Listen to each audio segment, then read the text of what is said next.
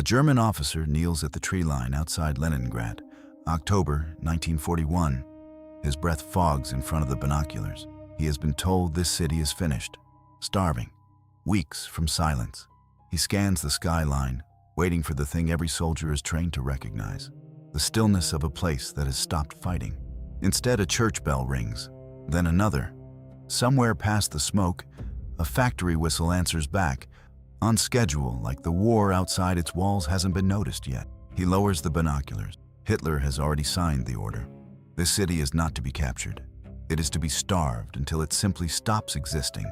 No soldier is trained for a city that refuses to follow the plan. For 872 days, that officer, and every officer after him, will keep hearing those bells anyway.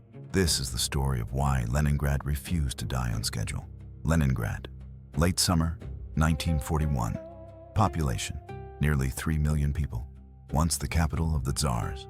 Now the Soviet Union's second city, its shipyards, its libraries, its symphony hall, all sitting less than 20 miles from a German army that has not lost a major battle in over a year.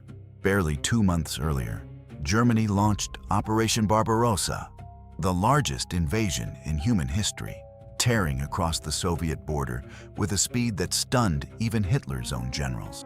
Army Group North is one of 3 massive spearheads driving into Soviet territory. Its target isn't Moscow, it's Leningrad, the cradle of the Russian Revolution, a city Hitler wants gone for symbolic reasons as much as strategic ones. By the end of August, the last railway line out of the city is cut. On September 8, 1941, the ring closes completely. No road in, no road out.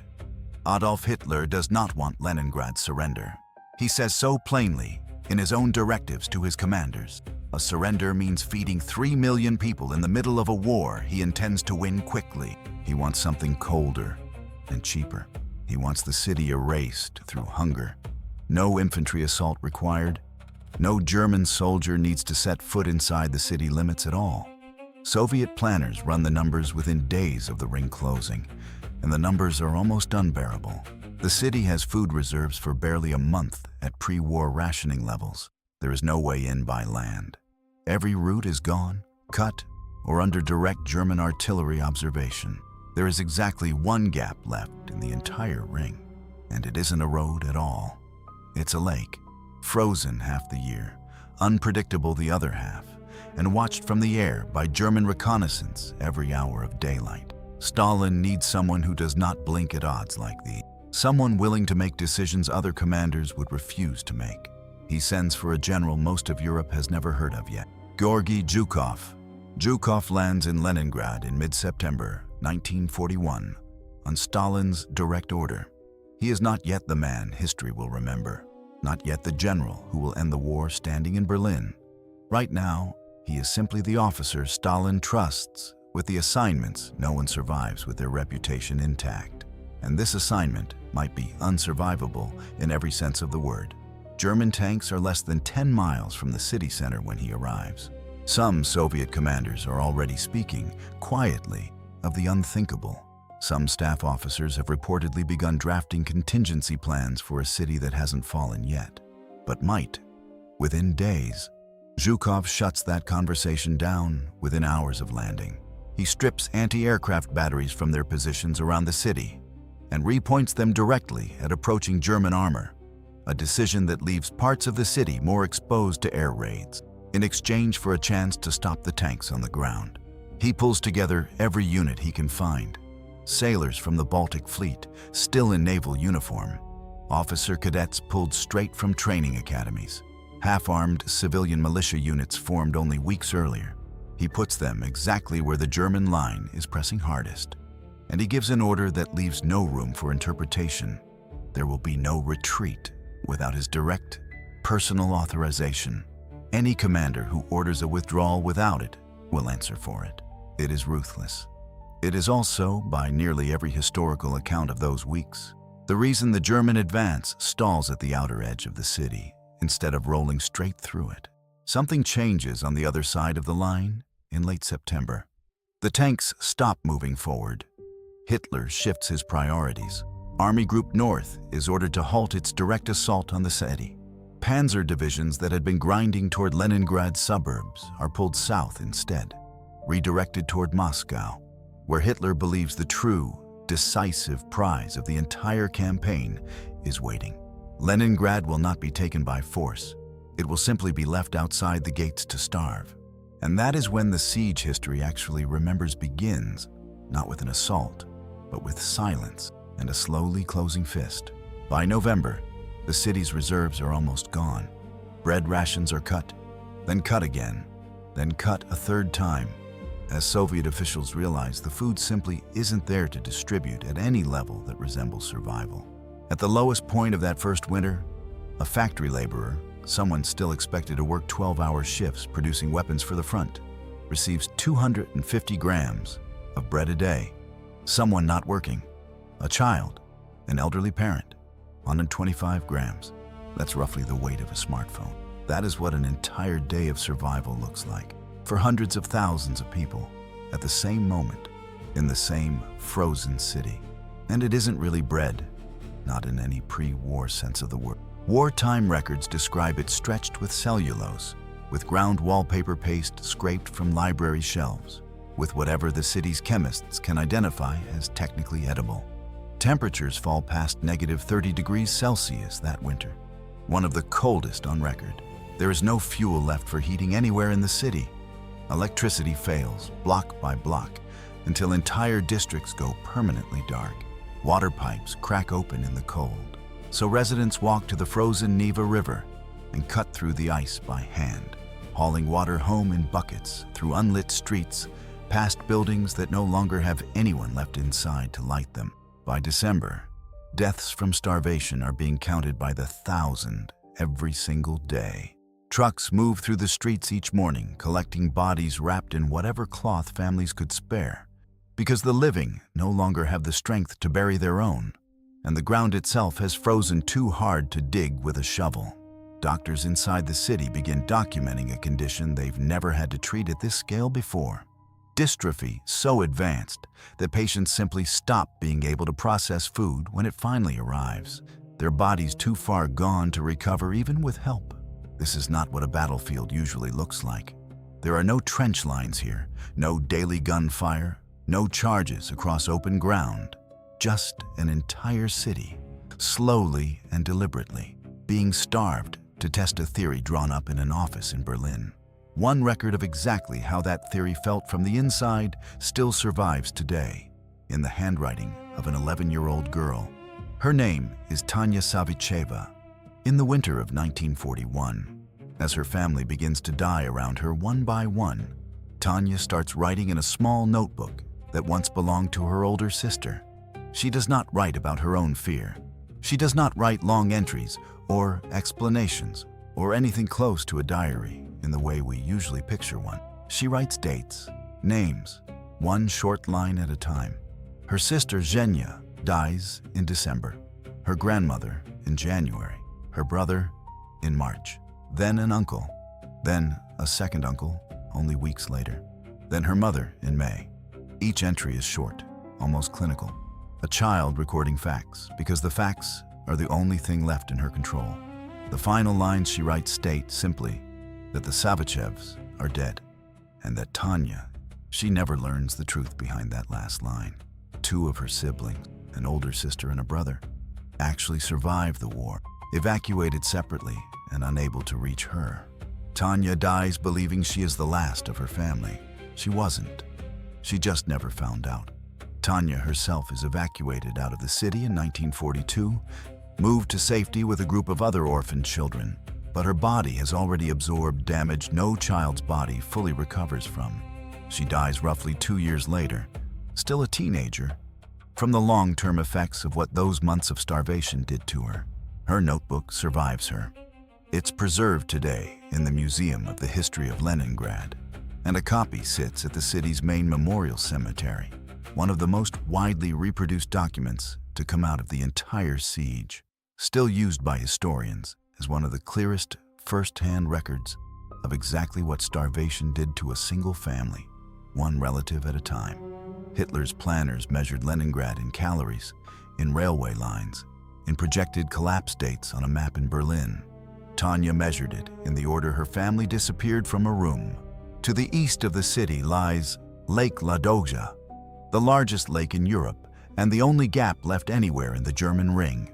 In the warmer months, barges and small boats attempt the crossing under near-constant German air attack from bases only minutes away by air. But when the lake begins to freeze that first winter, Soviet engineers make a decision that sounds, on paper, close to insane. They are going to drive fully loaded trucks straight across the ice. Engineers test the thickness by hand, drilling holes at intervals, marking safe paths that shift and change overnight as new cracks spread beneath the surface without warning. Too thin, and a truck disappears in seconds, swallowed whole. Too much combined weight moving across one point at once, and the ice can shatter under an entire convoy that's already halfway across, with no way to warn the trucks behind it in time. Drivers cross mostly at night, headlights off, engines kept as quiet as possible, navigating by memory, by the stars, and by markers other drivers have learned to trust, because any visible light on that ice becomes an immediate target for German artillery watching the shoreline through the dark. Some trucks make it across, loaded with flour, and turn straight back around for another run before dawn. Some don't make it at all. Drivers who go through the ice are rarely recovered. The lake simply closes back over the hole within minutes, and the next truck in line has no choice but to keep moving, because stopping to look means the entire convoy behind it becomes a stationary target too. Soviet crews call this route, without a trace of irony, the road of life. It never brings in enough food to end the starvation completely. It was never capable. But it is the difference between total, final collapse and a city that keeps drawing breath, one truckload of flour at a time, through a winter that seems built specifically to stop it. German reconnaissance pilots watching from above are reportedly baffled by what they're seeing. Convoys that, by every calculation available to them, shouldn't be able to exist at all, crossing ice that shouldn't be able to bear their weight, reappearing again the very next night, no matter how many trucks were lost through the surface the night before. They have sealed every road leading into the city, every railway line, and somehow, impossibly, Leningrad keeps getting fed across a frozen lake their own guns cannot fully reach. Most of the story of the road of life is told one direction, flour and fuel, moving into a starving city. But the same convoys crossing Lake Ladoga are also carrying something out. Starting in the winter of 1941, Soviet authorities begin a mass evacuation using the exact same ice route that brings supplies in. Empty supply trucks, instead of driving back across the lake empty, are loaded on the return trip with civilians. Priority given to children, to the sick, to anyone too weak to survive another week inside the ring. The evacuation convoys face the same impossible odds as the supply runs, the same thin ice, the same German artillery watching the shoreline, the same nighttime crossings with headlights off, engines barely audible, drivers navigating routes that shift overnight. More than 1 million people are moved out of the city this way before the siege finally ends. Parents making the decision, in the middle of a Leningrad winter, to hand their children to strangers driving trucks across a frozen lake, because staying inside the ring has become a greater risk than the crossing itself. Not every truck makes it. Evacuation convoys are lost to the ice the same way supply convoys are. But by the time the siege is finally broken, the road of life will have functioned as both an artery and a vein. One direction keeping the city alive, the other direction quietly emptying it of everyone too fragile to survive what was still ahead. It's easy to imagine the siege only from inside the ring. But the German soldiers enforcing it are not spending that winter in comfort either. Army Group North's units are dug into positions surrounding the city for month after month, in trenches that offer almost no relief from the same brutal cold gripping Leningrad itself. Many of these soldiers were equipped and supplied for a campaign the German High Command expected to be finished before winter arrived at all. It isn't finished. It barely has an ending in sight. Soldiers assigned to the siege lines write home describing something close to psychological strain, not from combat, since actual fighting along most of the ring is sporadic, but from the sheer duration of simply waiting outside a city that keeps refusing to fall the way they were told it would. For an army trained to expect a quick, decisive campaign, an 872-day siege that produces no clean victory and no clean surrender becomes its own kind of quiet defeat. One that never gets announced and never gets a ceremony, but is felt by the men living in those frozen trenches every single day the city keeps standing. What unsettles German command isn't only that Leningrad manages to survive, it's that the city keeps insisting, stubbornly, on functioning like one. Factories inside the siege ring, staffed by workers who are themselves quietly starving at their station, keep producing artillery shells, keep repairing damaged tanks, straight through the coldest months of the winter. Some workers reportedly collapse at their machines and are carried out, replaced within the hour by whoever is still strong enough to stand. Schools reopen in basements, lit by whatever lamps still have fuel. Teachers who are, by every medical measure available at the time, starving right alongside their own students, keep holding lessons on a fixed schedule, because a fixed schedule is one small piece of normal life the city refuses to surrender. Libraries stay partially open, even as some of their own shelves are quietly stripped for anything technically edible. The city's radio station keeps broadcasting, even on days with genuinely no news left to report. Sometimes, nothing more than the steady, mechanical tick of a metronome, deliberately left running on the air, so that residents lying awake in the dark can hear one simple, repeating signal. The city is still transmitting. The city is still here. German planners had expected panic. They expected the entire social fabric of Leningrad to tear apart the moment real, sustained starvation set in. What they get instead, according to numerous wartime and post-war accounts from both sides, is something closer to grim, disciplined endurance. Not because the suffering isn't real. It is catastrophic, constant, and largely invisible to the world outside. But because the people of Leningrad simply refused to stop acting like the city they were before the ring closed around them. Historians studying the siege don't shy away from the darkest chapter of that first winter, and this story shouldn't either. As official rations fell to levels the human body cannot sustain, a black market emerged in Leningrad, trading whatever could be found for whatever could still pass as food. Leather goods, boiled for the small amount of nutrition in the hide, wallpaper paste, scraped from walls for its edible glue. Family pets, in many documented cases, did not survive that first winter for the same reason. Soviet police records from the period confirmed cases of extreme desperation as well, including instances of cannibalism, driven by starvation so severe that ordinary moral boundaries broke down entirely for a small number of residents.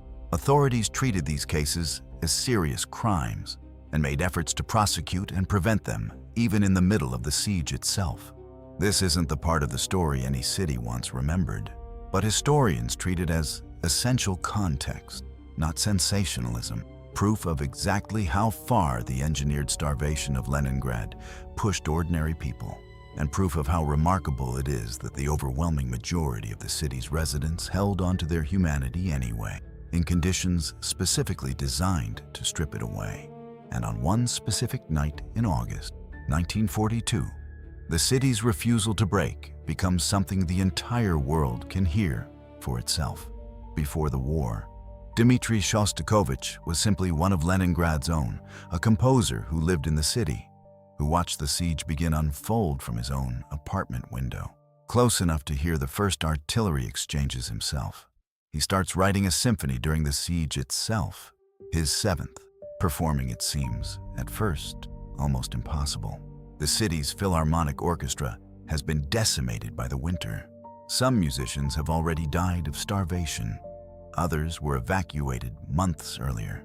Some who remain in the city are too physically weak to sit through a full rehearsal without stopping. The conductor is sent out personally to search the city for anyone who can still play an instrument, pulling musicians from military bands, from amateur ensembles, from anywhere a working set of hands can still be found. Multiple musicians reportedly faint from hunger during early rehearsals, and are given a small amount of extra rations, specifically so they can keep training for a single performance that hasn't happened yet. On August 9, 1942, the symphony is finally performed live inside the Leningrad Philharmonic Hall, in front of an audience of civilians who have somehow survived to see it. Here is the detail that turns a concert into an act of war.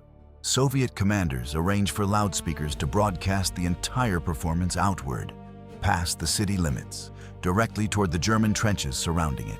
Before the broadcast even begins, Soviet artillery is ordered to open fire preemptively on any known German gun position capable of disrupting the signal. The city, quite literally, fights an artillery duel to protect a piece of music. For the full length of that symphony, German soldiers dug into frozen positions outside the city hear something they were never trained or warned or prepared to hear. Proof, broadcast at full volume across no man's land, that Leningrad has not been broken. Post-war accounts from German veterans describe the effect as strange and unsettling, even decades later. A sudden realization that the siege they thought they understood, a quiet war of starvation and silence, was being answered deliberately with an entire orchestra, 125 grams of bread a day, and still, somehow, music loud enough to reach the enemy's own front line. By late 1942, the balance of the siege has quietly started to shift, not the suffering, which continues without mercy through a second brutal winter, but the arithmetic underneath it. The road of life across Lake Ladoga is improved and expanded. A fuel pipeline is laid along the actual lake bed, running fuel directly into the city for the first time. An electrical cable follows the same route, restoring limited power to parts of Leningrad for the first time in over a year. Soviet command, meanwhile, is quietly planning something German intelligence hasn't accounted for at all. Not simply holding the existing line, but breaking it open by force. In January 1943, Operation Iskra, Russian for Spark, punches a narrow land corridor through the German ring along the southern shore of Lake Ladoga after days of brutal, grinding fighting through frozen forest and marshland. It is not a liberation. The corridor that opens is barely wide enough to matter on a map, and it sits under constant German artillery fire from both flanks simultaneously. But for the first time in nearly a year and a half, Soviet engineers begin laying an actual rail line that touches Leningrad by land. The siege is not over, not close to it, but something fundamental has flipped. What began, deliberately, as a slow, engineered death sentence has quietly become something German high command never planned for at any stage. A siege the besieged city itself is now, slowly, surviving its way out of. The full collapse of the siege takes another full year to arrive.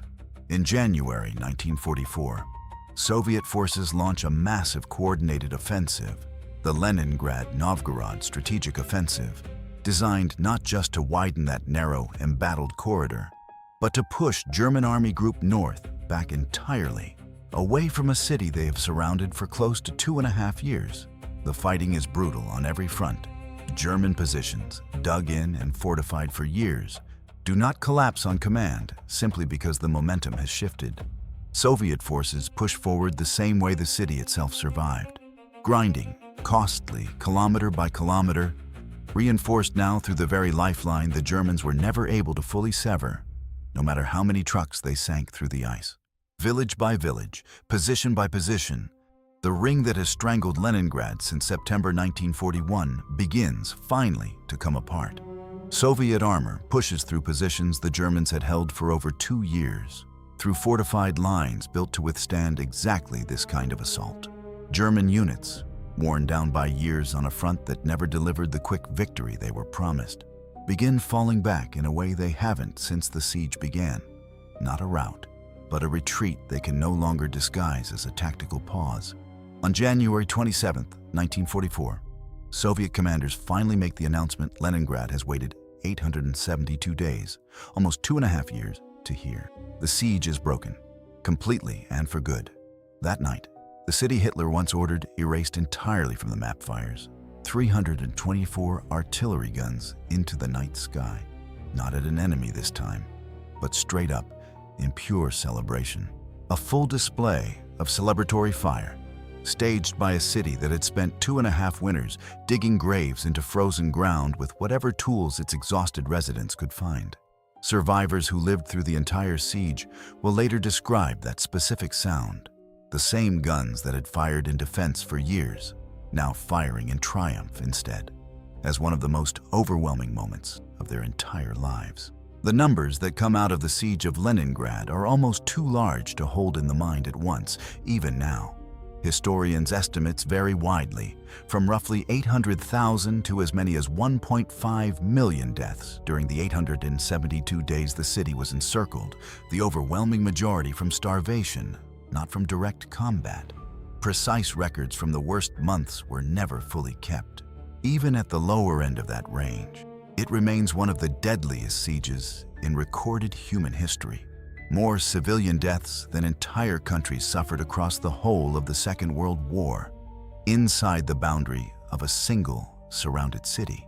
Georgy Zhukov, the general sent to stabilize a collapsing front line in September 1941, goes on to become one of the most decorated commanders of the entire war, leading Soviet forces through some of its largest and most decisive offensives, and eventually standing in Berlin itself as Nazi Germany formally surrenders in May 1945.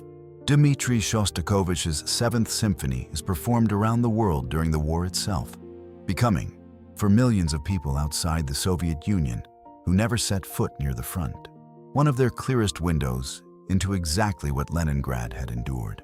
Tanya Savicheva's notebook still exists today, carefully preserved, a handful of short lines in a child's handwriting that outlived nearly everyone she believed she'd lost. The city itself, renamed St. Petersburg decades later, after the fall of the Soviet Union, still marks January 27th every single year, without fail. Not as a footnote buried inside someone else's war, as the anniversary of its own survival. Today, visitors to the city can walk through the Piskaryovskoye Memorial Cemetery, where hundreds of thousands of siege victims are buried in mass graves marked not with individual names, but with the years they died: 1941, 1942, 1943. Rows of stone markers stretching further than most visitors expect, a scale that words alone struggle to communicate. An eternal flame burns there year-round, and every January 27th, residents of the city still walk out to lay flowers on ground that, 8 decades ago, was too frozen to dig. What Hitler's hunger plan failed to calculate in the end was never really a military failure, it was a human one. Somewhere outside the city, in the winter of 1941, a German officer once lowered his binoculars, certain that Leningrad could not possibly still be alive. He was wrong the next morning. He was wrong for 872 mornings after that. And by the time he was finally proven wrong for the last time, the world had learned what he never could, that some cities cannot be starved into silence.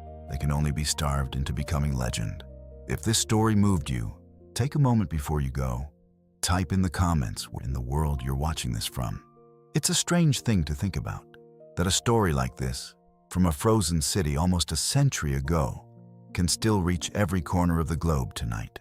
Subscribe for more true stories the history books rushed past.